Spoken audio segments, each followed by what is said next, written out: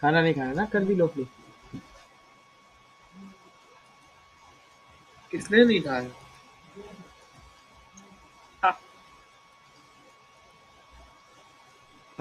आयुष, आयुष क्या फंस गया मुंह में?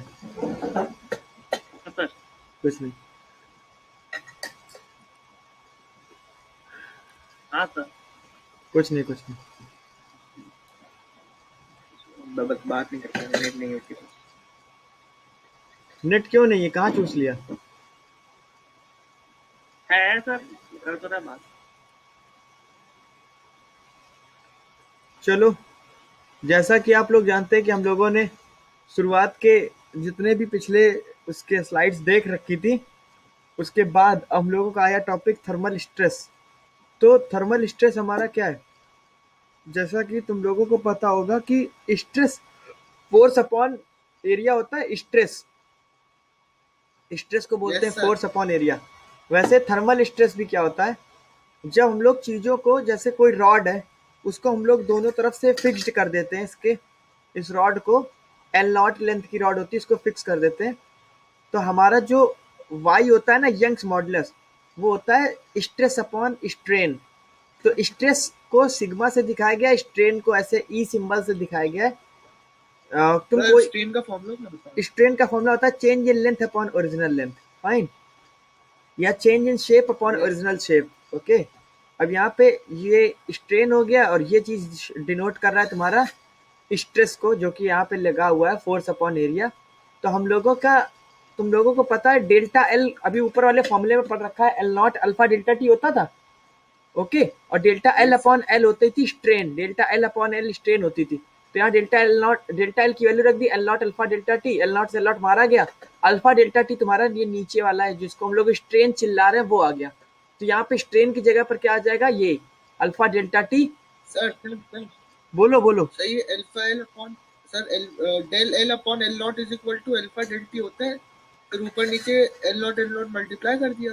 कहा? यहाँ पे? यहाँ पे जी सर। नहीं भाई, डेल्टा एल का फॉर्मूला है जो ऊपर से कॉपी किया है वो रखा है यहाँ पे, L naught alpha delta T. तो डिनोमिनेटर में एल नॉट कहाँ से आ गया? डिनोमिनेटर में तो अरे एल है ना। भाई बालक, इसको एल नॉट ही बोलते हैं, इनिशियल लेंथ को एल नॉट ही तो लेके चल रहे थे।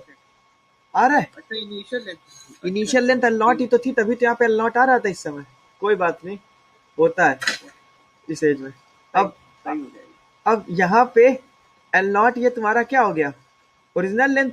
दोनों साइड से फोर्स लग रहा है, एक प्रकार का कंप्रेसिव फोर्स, जैसे यहाँ पे फिक्स्ड एंड्स हैं, तो इनकी लेंथ क्या होगी? थोड़ी सी और इसमें लिखा है बढ़ जाएगी, क्योंकि हम लोग थर्मली एक्सपेंशन कर रहे हैं इसका। थर्मली एक्सपेंड करेगी तो अपनी बाउंड्रीज को थोड़ा और शिफ्ट करेगी लेफ्ट साइड, इसको राइट सर साइड, ये इसको लेफ्ट साइड। हेलो हेलो ये क्या है? यार, ये बाउंड्रीज है जो एडजस्ट की जा सकती है, एडजस्टेबल बाउंड्रीज है। तो एडजस्ट करेंगे हाँ, या एडजस्ट ये स्ट्रेट? रॉड करेगी, एडजस्ट ये रॉड करेगी। जैसे जैसे इसको हीट करेंगे, रॉड इनको इधर उधर फिर हटा देगी थोड़ा तो सा। सर ये लेंथ में बढ़ेगी या एरिया में? तो फिर भाई ये एरिया फिक्स होगा। लेंथ के अलोंग बढ़ेगी, एरिया इसका कम होता जाएगा, वॉल्यूम फिक्स रहेगा। अच्छा सर ठीक। ठीक है, यानी कितना तुम जान सर ये लो। फ्लो हो रहा है। सॉरी, तो आवाज आ रही कोई अजीब सी। और अच्छा कोई नहीं। सर सिग्मा के नीचे क्या है?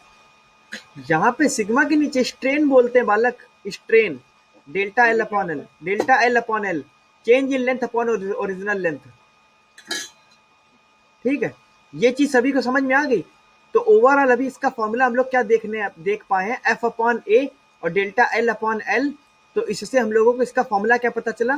फोर्स का, वाई ए अल्फा डेल्टा टी, जहाँ वाई क्या है? यंग्स मॉडुलस, ए क्या था? एरिया, अल्फा क्या था? Linear expansion coefficient, delta T change in temperature. ये सभी को ये सब समझ में आ गया? वाई ए अल्फा डेल्टा टी तुम्हारा फोर्स होता है। बोलो बोलो, ये वाला क्वेश्चन करो सभी लोग, ये वाला क्वेश्चन करो जो हमने स्क्रीन पे रखा हुआ है, ऊपर वाला फॉर्मूला लगेगा।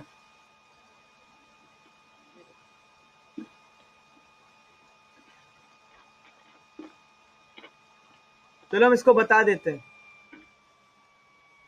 Thermal stress developed in a steel rod when it is heated through 50 degrees Celsius is 10 to the power x, where value of x is, हमें निकालना है क्या होगी, y दिया गया, अल्फा दिया गया है, तो y a alpha delta T तुम्हारा ये होता है, बोलो y a alpha delta T ये होता है।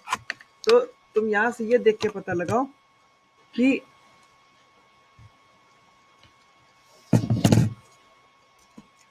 ये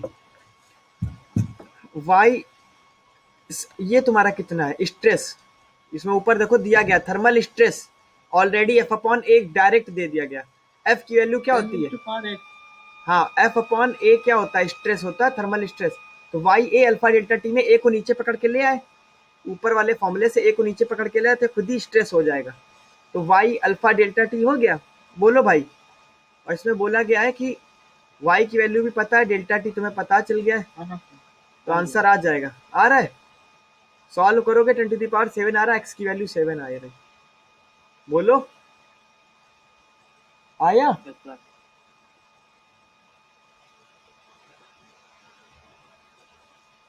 ये देखो change in the time period of the simple pendulum. अगर मान लो हमारा ये पेंडुलम है, ये बॉब है और ये हमारी एक रॉड है, अगर हम इसको हीट कर दें बॉब को, तो ये रॉड की लेंथ थोड़ी सी बढ़ जाएगी। अगर हम रॉड को हीट कर देंगे तो रॉड की लेंथ बढ़ जाएगी। तो डेल्टा एल तुम्हारा कितना हो जाएगा, L naught alpha delta T. अगर इस रॉड का जिससे ये बंधा हुआ है, ये मेटेलिक रॉड से जिससे बंधा हुआ बॉब, उसकी लीनियर एक्सपेंशन कोफिशिएंट अल्फा है और ये एल नॉट है, तो तुम्हारा L equal to L naught one plus alpha delta T. ये तो तुमने स्टार्टिंग में फॉर्मूला पढ़ा था। और स्टार्टिंग में टाइम पीरियड कितना होता है जब इसको हीट नहीं किया गया था, T naught equal to 2 pi under root L naught upon g. लेकिन जब हीट कर देंगे ना भाई, तो सबसे पहले क्या होगा, एल नॉट की जगह पर तुम्हें ये फॉर्मूला रखना होगा, सॉरी एल की जगह पर। हीट करने के बाद लेंथ कितनी हो जाएगी, एल हो जाएगी, बाद वाली लेंथ कितनी हो जाएगी, एल। और हीट करने से जी पे कोई इफेक्ट नहीं पड़ता है, क्योंकि हाइट कोई चेंज आपने करी नहीं है। तो एल की जगह पर न्यू लेंथ की, एल नॉट की जगह पर जब एल रखोगे और एल की जगह पर ये फॉर्मूला रखोगे, तो ऐसा कुछ बनेगा। और उस टाइम पर इक्वेशन 1 इक्वेशन 2 को डिवाइड कर दोगे ना, तो T upon T naught under root 1 plus alpha delta T बनेगा। और इसको रूट में 1/2 लिख के बाइनोमियल एक्सपेंशन कर दोगे, 1 प्लस अल्फा डेल्टा टी, जैसे 1 प्लस इसको x मान लो, 1 प्लस एक्स की पावर n क्या होता है, 1 प्लस एन एक्स होता है, 1 प्लस एन एक्स। तो ये देखो तुम्हारा ये 1/2 आगे आ जाएगा। ये चीज समझ में आ रही सभी को, ये चीज। और ये कुछ ऐसा आगे आ जाएगा 1 प्लस एन एक्स, बोलो n आगे आ जाएगा x में मल्टीप्लाई होके, और t अपॉन टी नॉट तुम्हारा आ जाएगा, सॉरी बॉब को कुछ नहीं होगा भाई मेरे, ये जिससे बंधा है मेटालिक रॉड से वो चेंज होगा। हमने रॉड को गर्म किया, बॉब को नहीं किया, बट गर्म रॉड को किया। उसके बाद इस 1 को इधर ले आएंगे, या इसे कर लो कि टी अपॉन टी नॉट को इस साइड ले आएंगे, तो delta T upon T naught तुम्हारा आ जाएगा हाफ अल्फा डेल्टा टी, या डेल्टा थीटा इन लोगों ने लिख दिया है। बाइनोमियल एक्सपेंशन 1 प्लस एक्स की power n 1 plus n x होता है आगे के, हमने और इसके एक्सपेंशन नहीं लिखे, क्योंकि जब x बहुत 1 से छोटा होता है तब ऐसा करते हैं। ठीक है, ये चीज आ रही समझ में, आप सभी को पता है। यहाँ पे हमने इसको x मान लिया था, x का मतलब अल्फा है और डेल्टा x इनका प्रोडक्ट, और अल्फा आपको पता है बहुत छोटा होता है, 10 की पावर -5 की रेंज का होता है।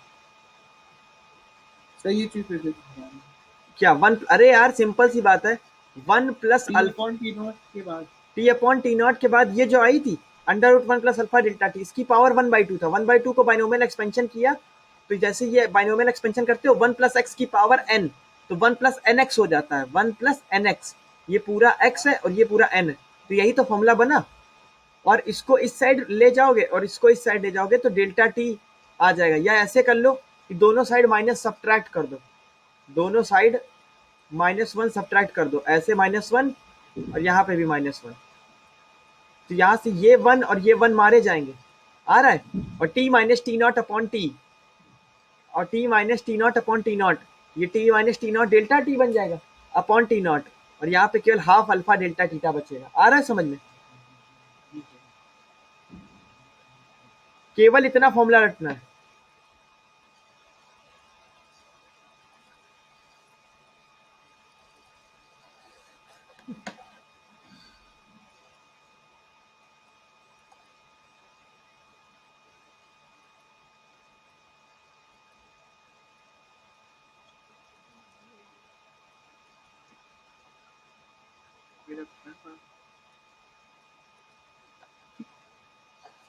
चलो अगला करते हैं।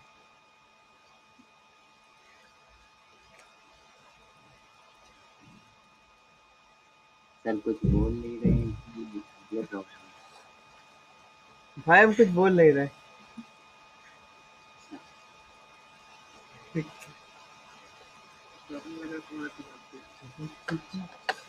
थोड़ा सा टेक्निकल इशू हो गया था। ना काम कर। है। कर रहा है। आयुष तो बोल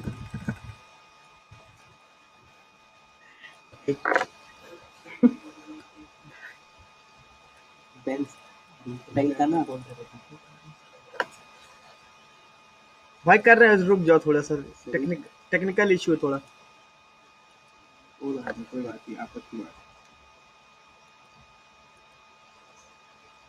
कौन ज्वाइन किया है? हमें आयुष है, स्वप्निल है, यश है, खुशहाल है। तो अभी ये बताओ, the time period of the pendulum is second, 2 second जो उसको होता है उसको सेकंड पेंडुलम बोलते हैं। जैसे कि कभी कभी एग्जाम में बोल दिया जाता है what do you mean by second pendulum, या सेकंड पेंडुलम ऐसे करके क्वेश्चन अराइज हो जाता है, तो टाइम पीरियड उसका दिया नहीं होगा, आप लोगों को जानना होगा। सेकंड पेंडुलम का मतलब होता है जिसका टाइम पीरियड 2 सेकंड होता है। ठीक है। अब इसमें दे दिया गया what should be the length of a second pendulum. तो सेकंड पेंडुलम की लेंथ कितनी होनी चाहिए, तो आपको हम बता दें एक्सपेरिमेंट करके, इसकी लेंथ लगभग 1 मीटर होती है, लगभग 100 सेंटीमीटर के अलाउंग। ये देखो यहाँ पे लिखा हुआ है, तो ये देखो 1 मीटर आ गई।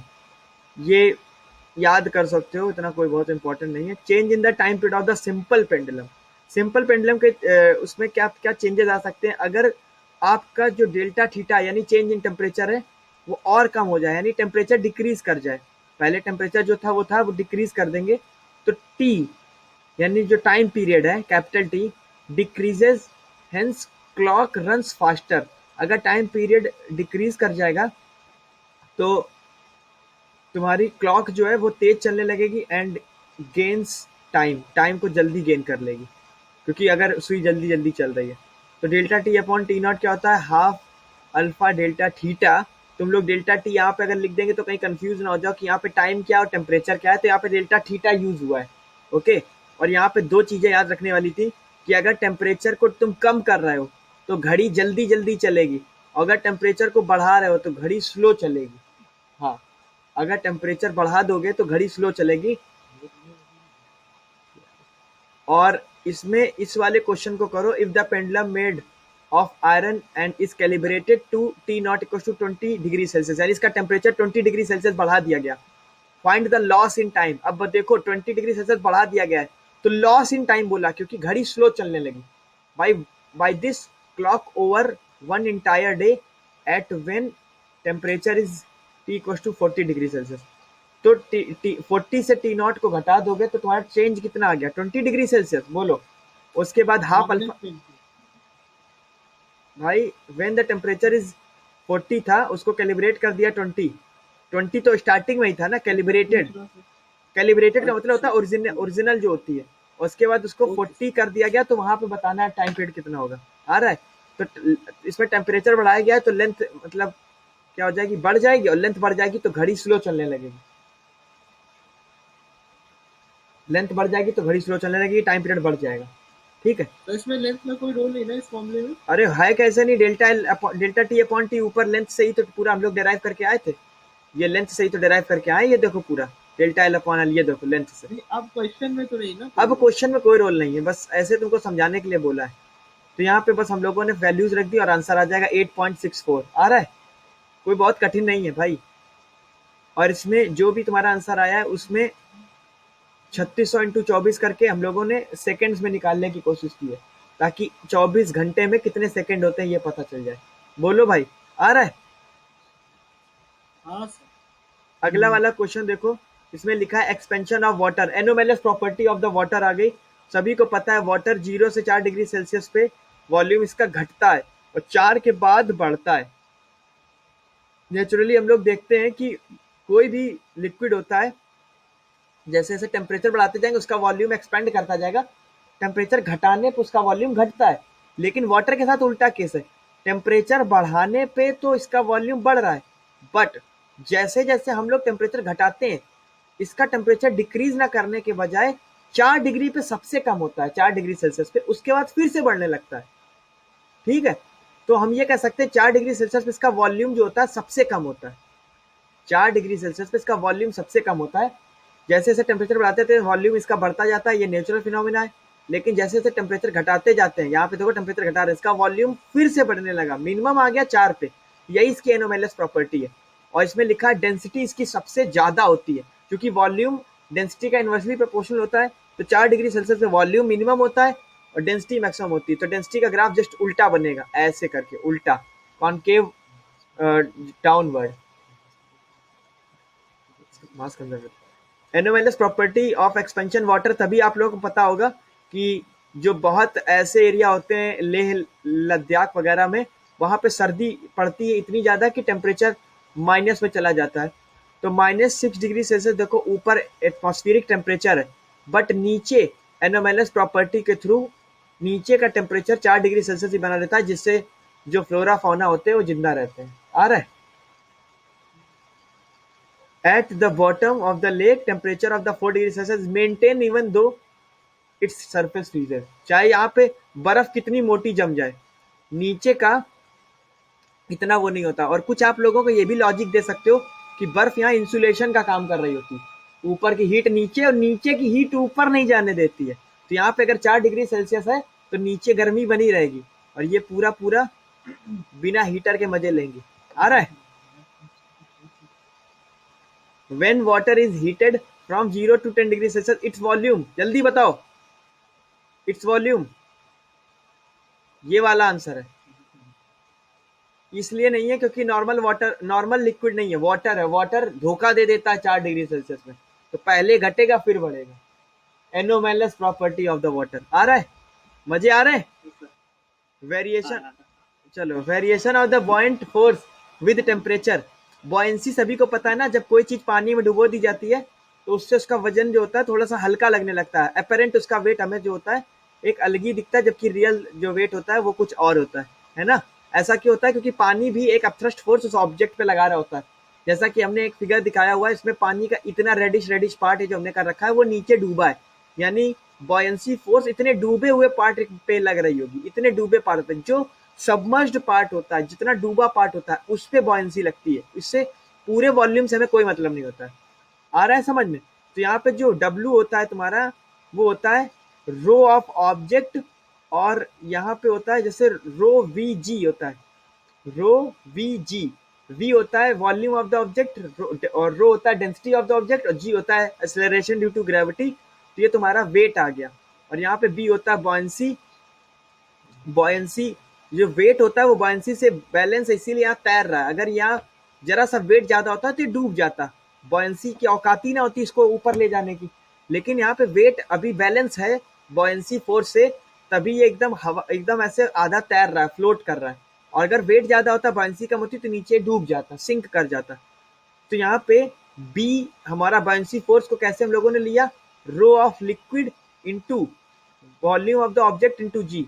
बस इतना जान लो, बॉयंसी में रो ऑफ द लिक्विड लेते हैं, क्योंकि लिक्विड के द्वारा बॉयंसी लगाई जाती है।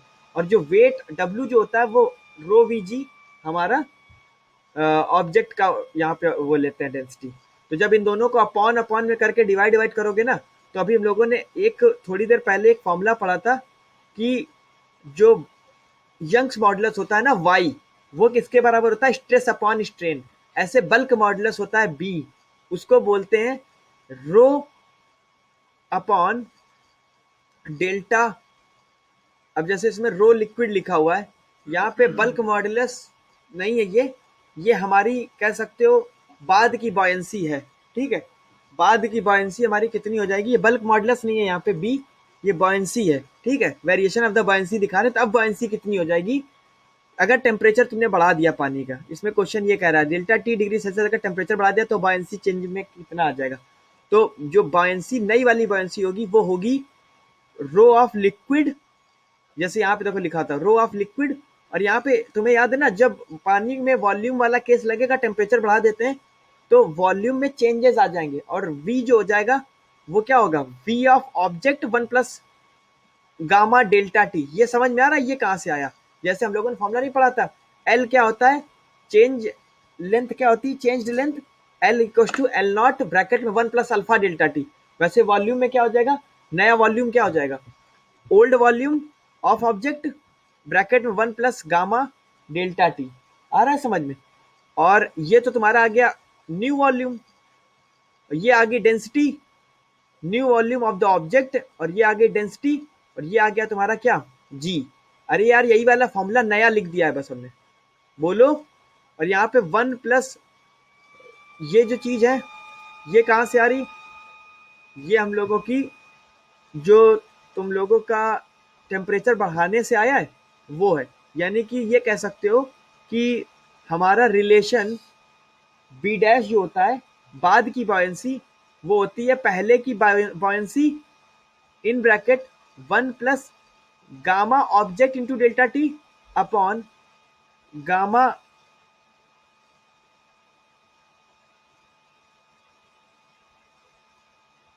Liquid, gamma liquid into delta T. आ रहा है समझ में, बोलो। अरे यार ये गामा लिक्विड है और ये गामा ऑब्जेक्ट है, ये चीज समझ में आ रहा है।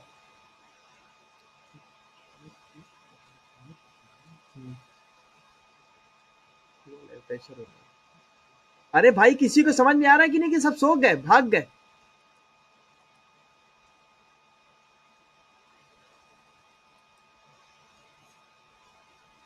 यश, स्वप्निल, हाँ तुम लोग जवाब क्यों नहीं दे रहे हो, ऐसा लगा कि भाग गए हो म्यूट करके। अरे नहीं सर, समझ में नहीं आ रहा तो बीच में इंटरप्ट करो, ऐसा लग रहा है हम खुद ही चिल्ला रहे हैं, अकेले पढ़ रहे हैं। मेरे को क्या मतलब है यार ऐसे चीजें बताने से, अगर तुम लोग रिस्पांस नहीं दे रहे हो। ये वाला समझा दीजिए, फर्स्ट डिक्रीजिंग देन इंक्रीज, ये तो आगे समझ में, इससे ऊपर वाला क्वेश्चन समझा दीजिए। ये वाला, हाँ अरे भाई ये लिखा है जब 0 से 100 की बात करेंगे तो इसका कर्व नहीं देख रहे हो, ऐसे 0 से 4 पे घटा, 4 से बढ़ा, कॉमन सेंस।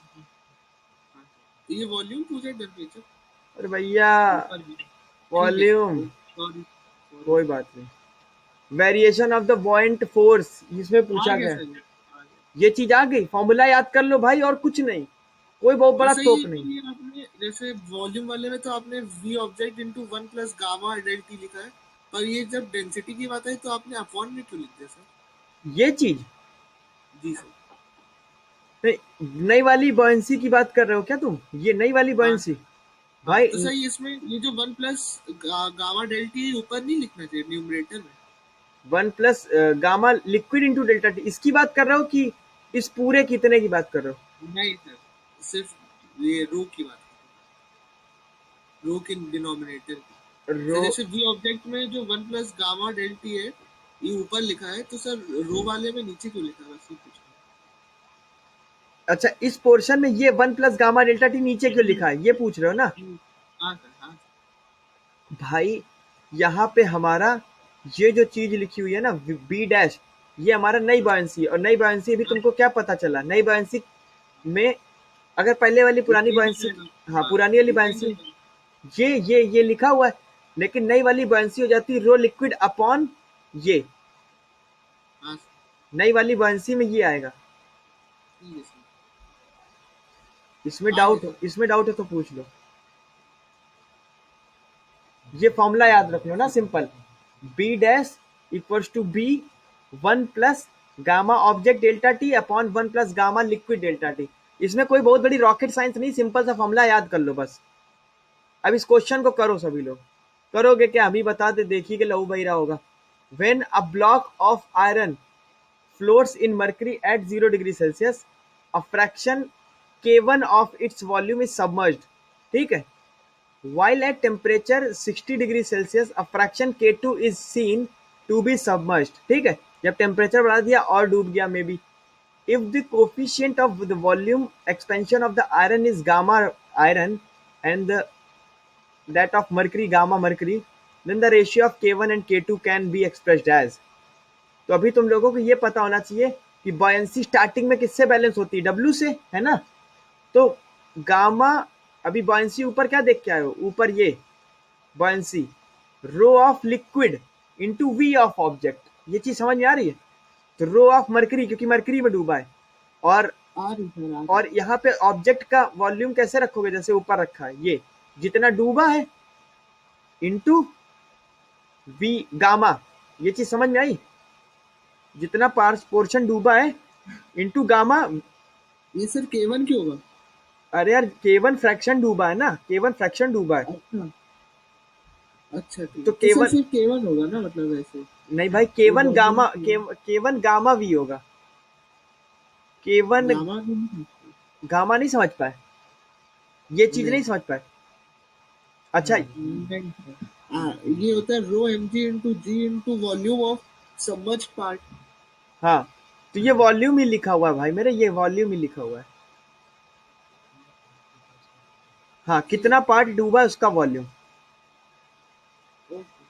K1 पार्ट डूबा है और K1 पार्ट का गामा क्या है, गामा एफ ई। यहाँ पे लिख दिया गामा एफ इंटू जी, और यहाँ पे बी डैश कितना है, row of H G K2, और नया वाला अब कितना हो जाएगा, अभी हमने तुमको ऊपर बताया था, ये नया वाला फॉर्मूला याद कर लो, ठीक है? तो वो लगा दो, गामा मतलब V of F E 1 plus gamma F E into 60, क्योंकि अब 60 डिग्री सेल्सियस टेम्परेचर बढ़ा दिया है, इंटू जी 1 plus gamma H G into 60। ये आ जाएगा, दोनों डब्ल्यू के बराबर है, दोनों में इनको डिवाइड कर दोगे तो फॉर्मूला तुम्हारा ऐसा ऊपर वाला कुछ बनेगा, 1 plus gamma F E 1 plus minus gamma H G. ये तो ऊपर से भी तुम लोग अभी तक समझ गए होगे पूरे फॉर्मूले में कि K1 अपॉन K2 या B1 अपॉन B2 बायंसी में जो फ्रेगमेंट आए थे, K1 अपॉन K2 लिख लो चाहे, या B डैश अपॉन B लिख लो, ये बायंसी में चेंज है, और वो K1 अपॉन K2 क्या था, फ्रेगमेंट्स में चेंज था। अरे नीचे क्वेश्चन में K1 अपॉन K2 का रेशियो तो पूछा गया था, और ऊपर अभी तुम रट के आए हो B dash upon B। B dash upon B क्या होता है, 1 plus gamma object delta T upon 1 plus gamma liquid delta T. इन दोनों का रेशियो यही तो होगा, बोलो आ रहा है समझ में? आ रहा है। बाकी सबको क्यों नहीं आ रहा है?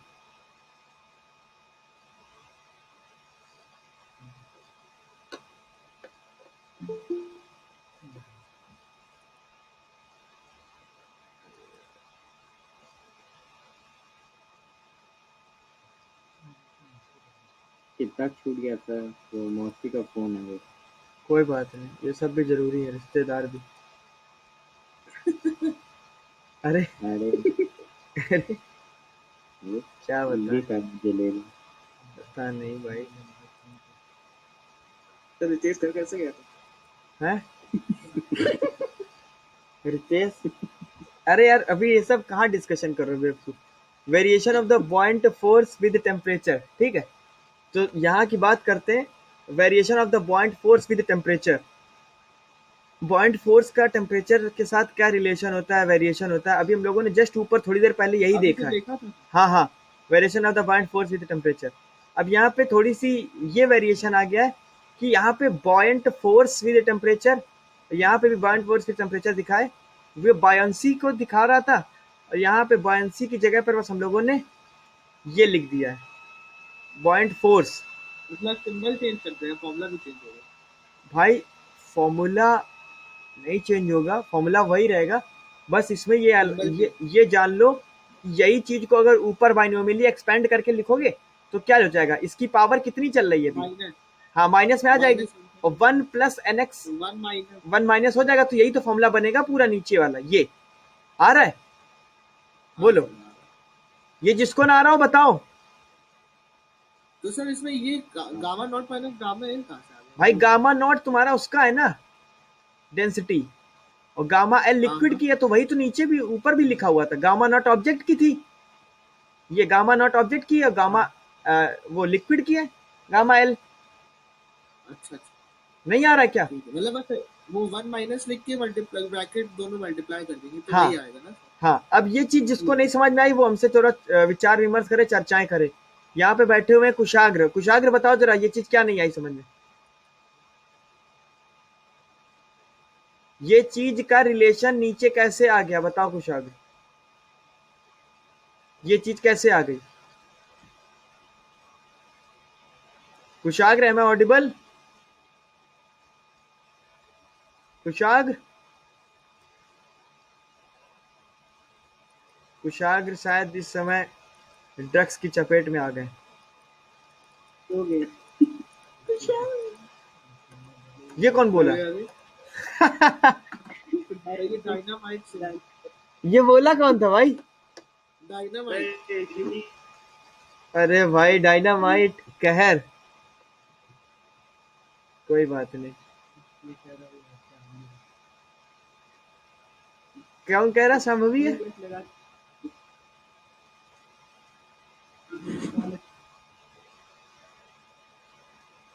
ये हो क्या रहा है कुशाग्र के माइक को? कुशाग्र कर क्या रहा है? माइक को ऑन कर। भाई बीप तो इससे हो रहा है, इसका माइक ऑन ऑफ जैसे क्या ही बोले। ये संभवी थी। अरे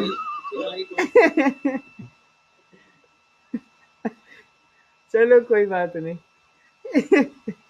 अरे यार 99% of the volume of the wood is submerged in water while floating. Determine delta T for which it will be completely submerged. अब ये पूरा डूब जाएगा अगर 99% volume of the wood is submerged, यानी वुड जो है 99% डूबा हुआ है, और इसमें लिखा है वाइल फ्लोटिंग, ठीक, जब वो तैर रहा था। डिटरमाइन डेल्टा टी, कितना टेम्परेचर बढ़ा दें which it will be completely submerged, ताकि ये पूरा डूब जाए। तो यार अभी इतनी बात समझ लो कि 99% डूबने का मतलब क्या होता है। 0.9, 0.99 वॉल्यूम। हाँ 0.99 वॉल्यूम ऑफ द इनिशियल 0.99। और सर इसमें जो अल्फा वुड होगा क्या वो जीरो होगा ना? अल्फा वुड, हाँ वुड का कुछ नहीं होता है अल्फा, बस वो जीरो कर देंगे और आंसर ले आएंगे, वही फॉर्मूला लगाएंगे। वही लगाएंगे। ये देखो यहाँ पे ऊपर ऑब्जेक्ट का कोई एक गामा नहीं लाए है ना, गामा की बात कर रहे थे ना तुम यश। जीरो, हाँ सर गामा जीरो नहीं आएगा उसकी जगह, नहीं वो भाई, आएगा ही नहीं। भाई यहाँ पे तो 1 प्लस करके होता है ना गामा डेल्टा टी, तो गामा डेल्टा टी का 1 में जब इंटू करोगे, गामा 0 है तो 0 इंटू डेल्टा टी भी 0 होगा, और 1 प्लस 0 तो 1 ही होगा ना। तो ऊपर देखो वो चीज वही आ रही है, आ रहा है। हाँ सर हाँ। और यहाँ पे ये चीज जो 10 वी नॉट कैसे आई, इसको समझने के लिए थोड़ा यहाँ देख सकते हो, या सॉरी 10 वी नॉट को, हाँ सही ऐसे 10 नहीं है इसमें, मेरे हिसाब से 1.0 भी नॉट होना चाहिए। नो, यहाँ पे 1 बोल सकते हैं, वहां 1.0 वी नॉट, क्योंकि पूरा कंप्लीट डूब गया, तो 100% का मतलब होता है, हाँ 10 तो आ ही नहीं सकता। 10 नहीं आएगा, 1.0 ही आएगा। यहाँ पे थोड़ा सा प्रिंट है, ये चीज समझ पा रहे हो। 0.99 वी नॉट है इनिशियल का डूबा, और अब पूरा डूब गया तो 1 वी नॉट लिखा है? ठीक। और ये ऊपर वाला फॉर्मूला बार बार लग रहा है, यही वाला, ये वाला फॉर्मूला लग रहा है। ये 10 एरर है ना। हाँ 1 लिखा होना चाहिए था। अब ये वाला क्वेश्चन करो, if the bimetallic strip is heated it will bent toward the metal with lower thermal expansion coefficient. हमें ऑप्शन सी लग रहा है। हाँ सर वो है सर, ये फायर अलार्म में भी तो यही होता है, वो जो एक ज्यादा बढ़ता है। अच्छा, बाकी इसमें देखो बताया गया है कि जिसका अल्फा ज्यादा होगा वो ज्यादा मुड़ेगा, तो ज्यादा बेंट कौन हो रहा है, अल्फा वाला। ये वाला कम हो पा रहा है, इसलिए नीचे से थोड़ा सा देखो बेंट हो पा रहा है। ये चीज आ रही समझ में?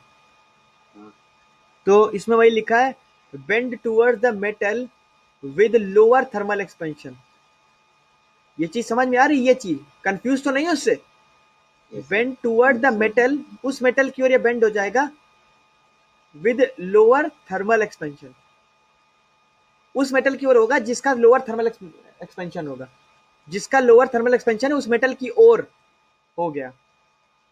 अब यहाँ पे देखो, आ जाओ, बेंडिंग ऑफ बाइमेटेलिक स्ट्रिप। यहाँ पे हम लोगों को ये फॉर्मूला बस याद रखना है कि जब ये हम लोग इसको बेंड कर देंगे और इसको ऐसे करके एक सेंटर से मिलाएंगे, तो एक लाइन ऑफ सिमेट्री से अगर इसके एंगल की बात करेंगे तो यहाँ से इसकी रेडियस कितनी है, ये जो इनका जंक्शन है वहां से एक अगर सर्कल हम लोग प्लॉट करना चाहें, जंक्शन जो ब्लू और रेड कलर का जो जंक्शन है, उससे एक अगर हम सर्कल प्लॉट करना चाहें, तो ये रेडियस इसकी सर्कल की हो गई। और यहाँ पे जो आर्क होता है वो होता क्या फॉर्मूला, आर्क हमारी L1 और L2 है ना, आर्क, ये जो ब्लैक कलर से हमने दिखाई हुई है आर्क L1 और L2, तो आर्क का फॉर्मूला क्या होता है, एंगल इंटू रेडियस। तो एंगल दोनों लोग थीटा थीटा बना रही है, और रेडियस कितनी है इसकी, आर, और इसकी कितनी, आर प्लस डेल्टा, ये जो डेल्टा है इतनी थिकनेस, आ रहा है समझ में?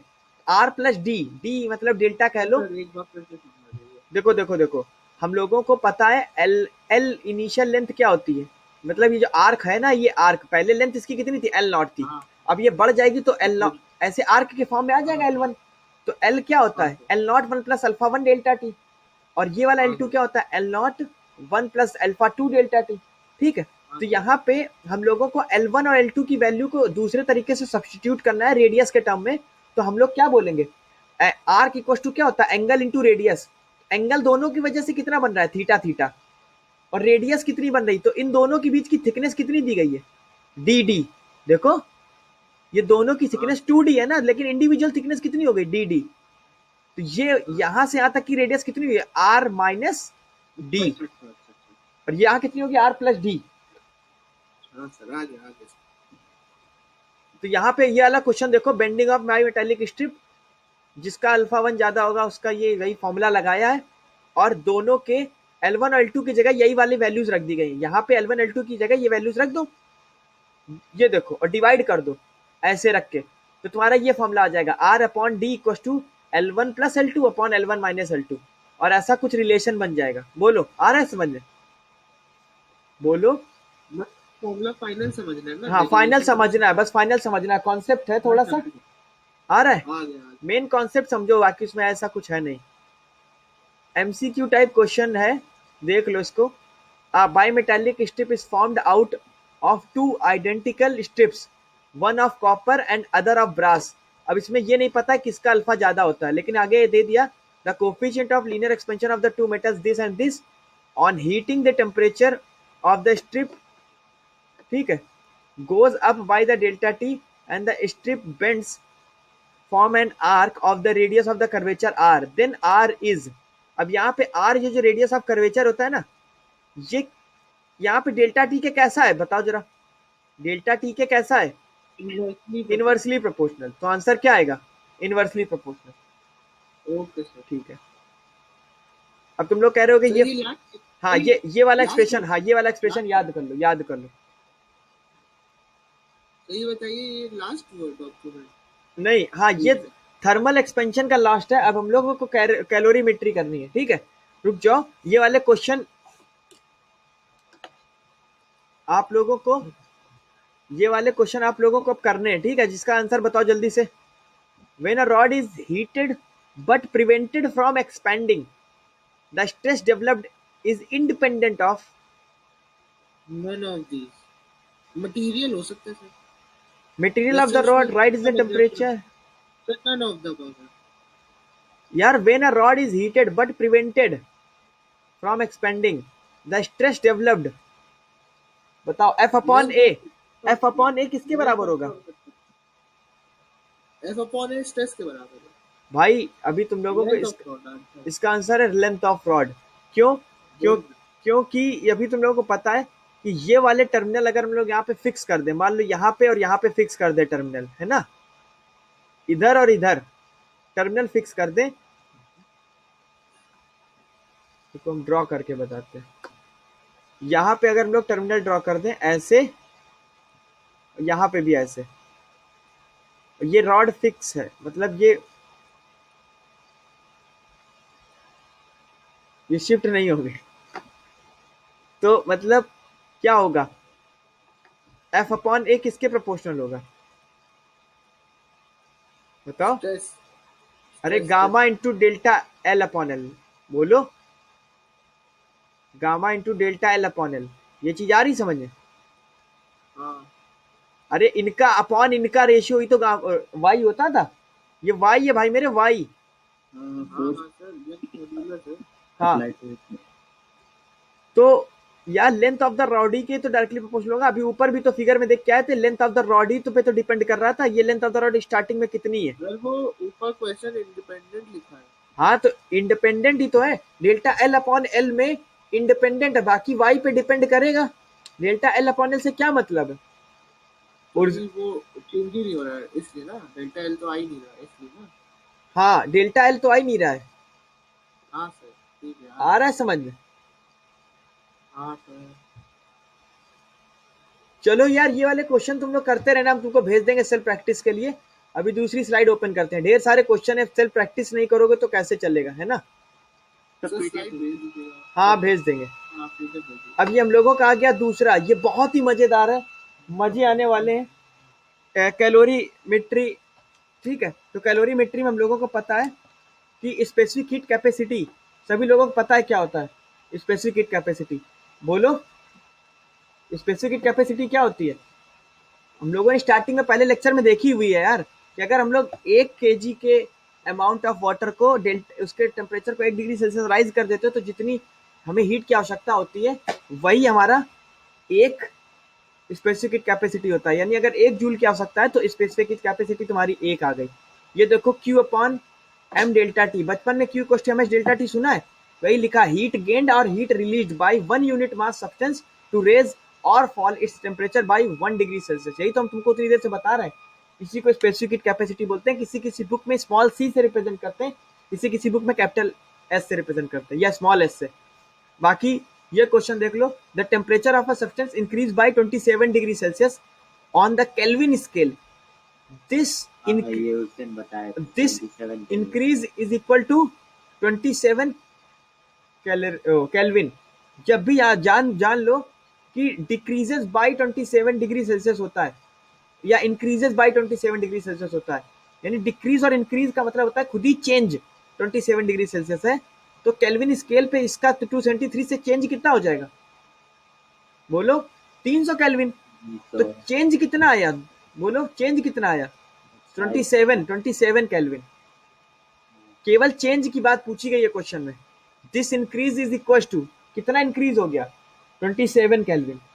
जब डिग्री सेल्सियस में कोई 27 डिग्री सेल्सियस बढ़ेगा तो केल्विन में भी तो उतना बढ़ेगा, तो इसका आंसर आएगा 27 केल्विन। ये चीज आ रही समझ में। तुम लोग ये ना समझ लेना 300 केल्विन, ये पूछ रहा है कितना बढ़ा, बढ़ के कितना हो गया ये नहीं पूछा है।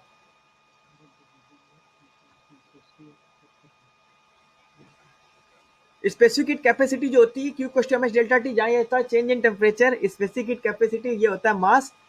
वाटर की स्पेसिफिक हीट कैपेसिटी याद कर लो, 1 कैलोरी पर ग्राम पर डिग्री सेल्सियस होता है, और 4200 आइस का इससे जस्ट हाफ होता है, इसका जस्ट हाफ होता है। तो ये क्यू क्या होता है sir, heat supplied. Heat supplied Q heat होती है, हीट चार्ज नहीं है, चार्ज वाला इलेक्ट्रोस्टैट में पड़ा होगा Q। ठीक है, ठीक है। न्यूमेरिकल एक क्वेश्चन आ गया, what is the amount of heat in kilo joule required to, इतना हमें m दे दिया गया, वाटर की तुम्हें पता है 1 होती है, लेकिन यहाँ पे याद करो किलो जूल पूछ रहा है, ऊपर यूनिट देख क्या है ना, जूल जूल। जब कैलोरी में होता है तब 1 लेते हैं, जब जूल जूल खेलेगा तो s की वैल्यू 4200 ले लेंगे। आ रहा है, मल्टीप्लाई करा देगा आंसर आ जाएगा। इसको बताओ, how much heat is gained when 5 kg of water at 20 degree Celsius is brought to its boiling point. Boiling point वाला 100 डिग्री सेल्सियस, तो घटा देंगे तो 80 आ जाएगा, 80 डिग्री सेल्सियस का डेल्टा टी आ जाएगा। एम कितना है, 5 kg। यहाँ पे जूल वूल की बात अगर कर रहे हैं या किलो कैलोरी की, देखो ऑप्शन दिए गए, तो 1 लिख देंगे, वैल्यू कितनी लिख देंगे 1। आ रहा है समझ में, देखो यहाँ 1 लिया गया है, 4200 नहीं लिया गया है, क्योंकि 4200 तब लेते हैं जब जूल वूल में होता है। आ रहा है, इस क्वेश्चन को समझो, स्पेसिफिक हीट कैपेसिटी बार बार पता चल गया। इसको अगर इंटीग्रेट कर, इसको सॉरी डिफरेंशिएट कर दे तो डी क्यू बराबर क्या आता है, एम एच डेल्टा टी या डी टी। तो यहाँ पे क्यू और टी का बीच का स्लोप कितना आता है, स्लोप क्या दे रहा है, Y cos two M X की तरीके देखो, स्लोप इसकी एम एस दे रहा है। अरे यार D Q by D T इसकी स्लोप क्या दे रहा है, MSD2 1 upon M, slope of Q upon T, temperature का 1 अपॉन एम ही तो दे रहा है। इसका स्लोप क्या दे रहा है, D Q by D T का स्लोप क्या दे रहा है, डेल्टा टी। आ रहा है। अब यहाँ पे देखो तुम्हारा Q को अगर डिफरेंट डिफरेंट टेम्परेचर्स दे दी जाए T1 और T2, एच डेल्टा टी का अगर हमें एस जो स्पेसिफिक कैपेसिटी है, तुम्हारा टी का फंक्शन दे दिया जाए टी का, तो उसको हम लोग T1 T2 से इंटीग्रेट भी कर सकते हैं। ये चीज आ रही समझ लोगों को, मास कांस्टेंट है, स्पेसिफिक कैपेसिटी अगर टी का फंक्शन है, टी के टर्म में, जैसे नहीं एक्स का फंक्शन होता था वाई, वैसे अगर एस स्मॉल एस टी का फंक्शन है तो उसको इंटीग्रेट कर देंगे T1 T2 की लिमिट डाल के। आ रहा है, और ये वाली चीज समझ लो, एस जो होती है वो 1 अपॉन एम dq/dt होती है, और dq/dt तुम्हारी स्लोप है। आ रहा है? अब ये देखो क्वेश्चन कितना बढ़िया आ गया, यही वाली चीज अप्लाई होगी, यही वाली चीज। एस क्या हो गया, टी का फंक्शन आ गया, इसको इंटीग्रेट कर दो। ये देखो इंटीग्रेट कर दो, कहां से 0 से 100 तक आ रहा है, ये चीज आ रही समझ में। एस टी का फंक्शन आ गया, एस हमारा टी का फंक्शन आ गया, इसकी जगह बस यही रख दिया, इंटीग्रेट कर दिया। बोलो, यहाँ पे dq/dt N C D T होता है molar heat capacity. Molar heat capacity, और बस और कुछ नहीं, पहले इतना जान लो हीट कैपेसिटी कितनी होती है। तो जब ऊपर वाले फॉर्मूले में ना हम लोग जब ms को कांस्टेंट मान लेते हैं, पूरे ms को कांस्टेंट मान के कैपिटल C लिख देते हैं, तो इसको बोलते हैं हीट कैपेसिटी। ms को कांस्टेंट मान लेते हैं तो इसको बोलते हैं C। ये देखो यहाँ पे C लिखा हुआ है, लेकिन यहाँ पे n जो है वो 1 मोल को दिखा रहा है, तभी मोलर वर्ड जुड़ गया है। तो heat required to raise the temperature 1 mole, अगर हम लोग 1 kg लिख देते अमाउंट, तो यहाँ पे m आता 1 kg अमाउंट, ठीक है, मास हो गया 1 kg। लेकिन अगर 1 मोल ले लेंगे तो यहाँ पे n लग जाएगा, n मोल को दिखा रहा है। और यहाँ पे C क्या है, पूरा ms को कांस्टेंट मान के आ रहा है, वो आ रहा है पूरे ms को कांस्टेंट अगर मान लेंगे ms को, यानी C हीट कैपेसिटी। आपसे पूछे कोई क्या होता है तो बोलोगे mass into specific heat capacity, हमारी हीट कैपेसिटी ही होती है। Mass into specific heat capacity को ही हीट कैपेसिटी बोलते हैं। आ रहा है? तो यहाँ पे NCDT होता है, और Q को NC डेल्टा T ऐसे लिख सकते हैं। यहाँ पे C क्या हो गया हमारा, molar heat capacity, molar heat capacity C हो गया। या हीट कैपेसिटी कोई पूछे तो N को 1 कर देना और dq/dt लिख देना, ये आ गया हीट कैपेसिटी। आ रहा है समझ में? इसमें अमाउंट की जगह बस 1 मोल ले लेना। ये चीज समझ में आ रही है? Determine of the molar heat capacity of water in calories. तो बस इसमें हमें फॉर्मूला क्या रखना है, 1 मोल वाटर लिखा है ना, determine the molar heat capacity of water. तो वाटर का मोल तो दिया नहीं गया है कितना है, तो वाटर का मोल कितना है कि 1 मोल 18 ग्राम को दिखाता है। तो ms डेल्टा टी 18 ग्राम से ऐसे कर लो चाहे, और चाहे ये वाला फॉर्मूला लगा दो। 1 मोल यहाँ पे दिया गया है, मोलर हीट कैपेसिटी में वाटर को 1 मोल मान लिया गया, तो हमने यहाँ पे मोल 1 रख दिया, डेल्टा टी 1 डिग्री सेल्सियस रख दिया, क्योंकि मोल इसकी डेफिनेशन ही बोल रहा है, ये 1 डिग्री सेल्सियस के टेम्परेचर बढ़ाना है मोलर में। और Q तुमको ऊपर से पता चल गया था 18 है, तो C पता चल जाएगा, determine the molar heat capacity. ये चीज समझ में आई किसी को? या तुम लोग इसको डायरेक्ट भी कर सकते थे, m इंटू स्मॉल s से मल्टीप्लाई करा देते। स्मॉल s कितना होता है 1, वाटर का स्मॉल s कितना होता है, स्पेसिफिक हीट कैपेसिटी 1, और वाटर का एक एक एक मोल वाटर का मास कितना होता है 18 ग्राम। तो आंसर इसका सीधे सीधे 18 करके आ जाता, 18 इंटू 1 करके। आ रहा है समझ में? बोलो।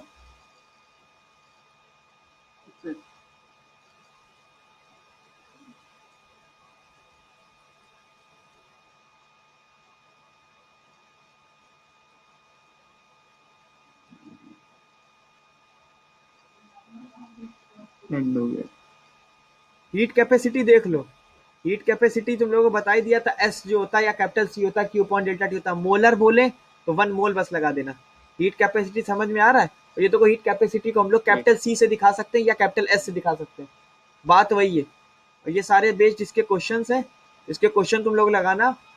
और यहाँ पे भी ये वाली जो चीजें है ना, ये एम अमाउंट ऑफ वाटर और सब्सटेंस, वाटर इक्विवेलेंट वगैरह, इस क्लास एंड कर रही क्या? ओके नहीं, चलो वाटर इक्विवेलेंट हम समझा देते हैं, या इस क्लास को आज पूरा खत्म ही कर देते हैं, ठीक है? थोड़ा सा बता दे वाटर इक्विवेलेंट क्या होता है, इसको समझ लो। इफ बता दो। If thermal capacity of the body is expressed in terms of mass of water, अगर थर्मल कैपेसिटी को हम लोग मास ऑफ वाटर से रिप्लेस कर दें तो इसको बोलते हैं वाटर इक्विवेलेंट। यानी कि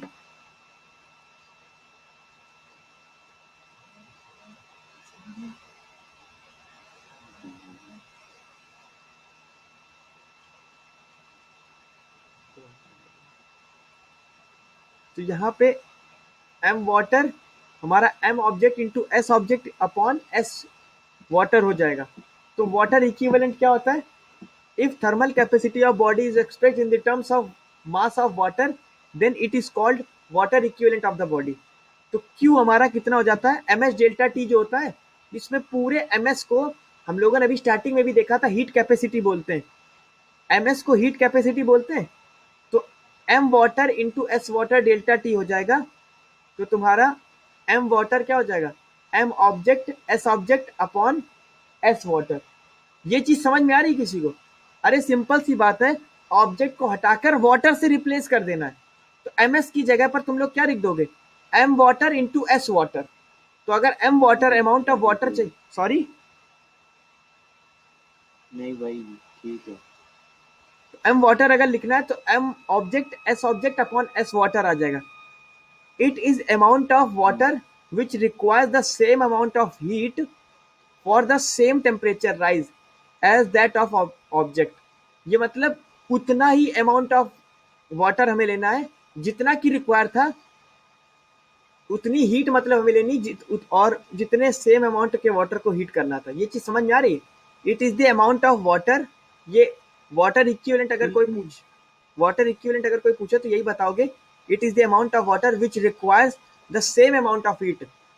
उतनी हीट की रिक्वायरमेंट होती है जितनी सेम टेम्परेचर राइज करने के लिए किसी ऑब्जेक्ट को होती है। तो वाटर इक्विवेलेंट वही होता है। ठीक है, वाटर इक्विवेलेंट को ऐसे एग्जांपल से समझते हैं। वाटर इक्विवेलेंट एम वाटर है ना सर? हाँ, M water equal to M S upon S water. ठीक है, इसको एक क्वेश्चन से समझ लो, अच्छे से आ जाएगा। The water equivalent of a 400 gram copper calorimeter, specific capacity उसकी यही दी गई है। तो एम वाटर हमने अभी बताने के लिए क्या तरीका बताया था, M object into S object upon 400 into 0.1 upon 1। हाँ, तो कॉपर की ये दे दी गई है 0.1 स्पेसिफिक कैपेसिटी। एम ऑब्जेक्ट तुम्हें पता है मास ऑफ ऑब्जेक्ट कितना है, 400। ठीक है, एम आ जाएगा और इसका वाटर की स्पेसिफिक कैपेसिटी 1 ही होती है, तो डाल दिया तो एम आ गया तुम्हारा 40 ग्राम। इसको भी समझ लो, the amount of heat required to raise the temperature of the body from 20 degree Celsius to 60 degree Celsius. इसका चेंज कितना आ गया, 40 का, और एम एच डेल्टा टी लगा दिया, सिंपल सा आंसर है। और इसमें वाटर इक्विवेलेंट खुद ही दे दिया गया था 10, तो हम लोगों ने एम एस की जगह पर सीधे सीधे वाटर इक्विवेलेंट रख लिया, एम एस। ये चीज समझ में आ रहा है? वाटर इक्विवेलेंट की जगह 10 लिखा हुआ है तो सीधे हम लोगों ने यही रख दिया डायरेक्ट 10 एम की जगह पर। प्रिंसिपल ऑफ कैलोरीमेट्री सभी को पता होगा, एम एच डेल्टा टी होता है जब हम किसी भी टेम्परेचर को कम करते हैं, किसी बॉडी के टेम्परेचर को कम करते हैं, यानी हॉट बॉडी को कोल्ड बॉडी के कांटेक्ट में ले आते हैं, तो हॉट बॉडी से कोल्ड बॉडी में हीट का टेम्परेचर या फ्लो तब तक होता रहता है जब तक ये दोनों थर्मल इक्विलिब्रियम पे नहीं आ जाते हैं, जैसे 50-50 पे ना आ जाए। ठीक है, प्रिंसिपल ऑफ कैलोरीमेट्री ये तो पता होगा। प्रिंसिपल ऑफ कैलोरीमेट्री बार बार ये एम एस डेल्टा टी में जो थर्मल इक्विलिब्रियम जब आ गया तो हमारा एक टेम्परेचर टी हो गया, तो हॉट टेम्परेचर कितना था, T1, तो T1 से कहाँ जाएगा, टी में, और टी से कहाँ जाएगा, T2 में, क्योंकि T2 हमारा कोल्ड है। तो ये देखो यहाँ पे यही लिखा हुआ है, T1 से टी में जा रहा है और टी से T2 में जा रहा है, क्योंकि T2 हमारा कोल्डर है और T1 हमारा हॉटर है, जबकि टी क्या इंटरमीडिएट है। तो इंटरमीडिएट का टेम्परेचर टी है हमारा। आ रहा है सभी को समझ में? ये क्वेश्चन है इसी पे बेस्ड, ट्राई करना, इसी ऊपर वाले फॉर्मूले पे बेस्ड है, हो जाएगा। ठीक है, क्वेश्चन हम स्किप कर रहे हैं। हेलो, क्या वो टी वाला समझा दीजिए, क्वेश्चन ना समझिए तो क्या है? भाई, यहाँ पे कुछ नहीं है। माइनस T2 ये वाले ब्लॉक का मास m1, इसकी स्पेसिफिक कैपेसिटी s1 है। इस वाले ऑब्जेक्ट का मास m2 है, इसकी स्पेसिफिक कैपेसिटी s2 है। दोनों की मास अलग अलग है, दोनों की स्पेसिफिक कैपेसिटी अलग अलग है, दोनों की टेम्परेचर अलग अलग है, लेकिन दोनों को जब एक कॉन्टैक्ट में रख दिया तो ये लोग थर्मल इक्विलिब्रियम पे, तो ये T1 माइनस T है और दूसरी साइड T माइनस T2 क्यों है? T2 माइनस T होना चाहिए। क्योंकि यहाँ से हीट फ्लो होते हुए जा रही है ना, यहाँ से तो गर्म ये वाला जंक्शन होगा ना कि T2, तो T माइनस T2 होगा। यहाँ हमेशा हॉटर माइनस कोल्डर करते हैं, यहाँ पे जो हीट का टेम्परेचर का जो होते हैं, हाँ इसलिए। तो यहाँ पे भी यही चीज लगेगी। और कैलोरीमीटर तुम लोगों को पता चल चुका है, डेली प्रैक्टिस के क्वेश्चन तुम लोग कर ही लोगे। ठीक है, आज की क्लास इतनी रखते हैं, आज की क्लास इतनी रखते हैं। पीडीएफ भेज दीजिएगा बस। अभी भेज रहे हैं, अभी भेज रहे हैं। अच्छा, वो वाले ईश के नोट की भेज दीजिएगा पीडीएफ। इसके नोट्स मतलब, आप लोग पीडीएफ भेजिए रे ऑप्टिक्स वाली। अच्छा अच्छा, ठीक है ठीक है ठीक है, okay sir, thank you sir. Okay.